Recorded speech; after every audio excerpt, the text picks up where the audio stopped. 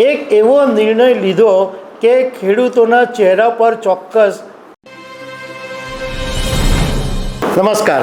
ભૂપેન્દ્ર દાદાએ આજે ખેડૂતોને જબરજસ્ત ખુશ કરી દીધા.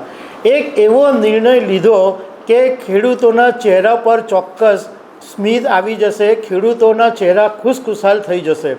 હવે ગુજરાતના મુખ્યમંત્રી ભૂપેન્દ્રભાઈ પટેલે ખેડૂતો માટે આજે કયો એવો નિર્ણય લીધો કે ખેડૂતોની અંદર ખુશી વ્યાપી ગઈ છે, તો એ નિર્ણય વિશે હું તમારી સાથે વાત કરીશ.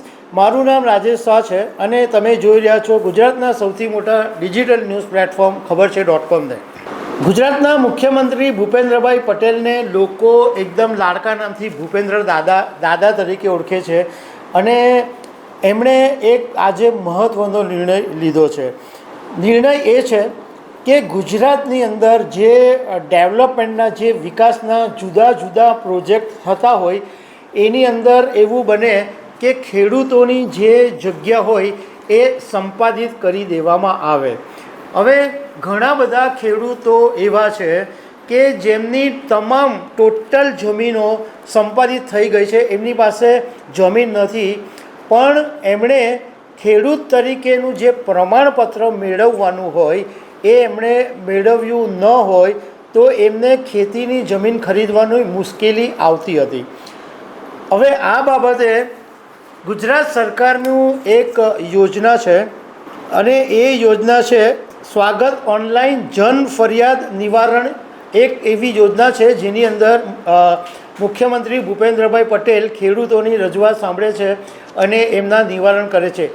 એની અંદર જ આજે એમણે આ એક મહત્ત્વનો નિર્ણય લીધો કે ભાઈ જે તે સમયે ખેડૂતે જો પ્રમાણપત્ર ન લીધું હોય અને ખેડૂત મટી ગયા હોય એટલે બિન ખેડૂત થઈ ગયા હોય એમને એક તક આપવામાં આવશે અને 1 વર્ષની અંદર આ ખેડૂતે ખેડૂતનું પ્રમાણપત્ર મેળવી લેવાનું રહેશે અને ખેડૂતનું પ્રમાણપત્ર મળ્યા પછીના 3 વર્ષની અંદર ખેતીની જમીન ખરીદી લેવી પડશે.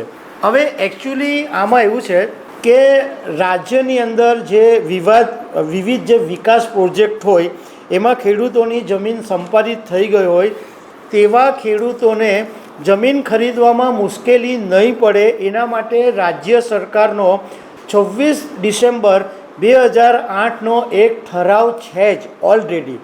એની અંદર એવું સૂચવેલી છે કે આવા ખેડૂતોને ખેડૂત પ્રમાણપત્ર સંબંધિત કલેક્ટર અથવા ઓથોરાઇઝ અધિકારી પાસેથી પ્રમાણપત્ર મેળવી લેવું.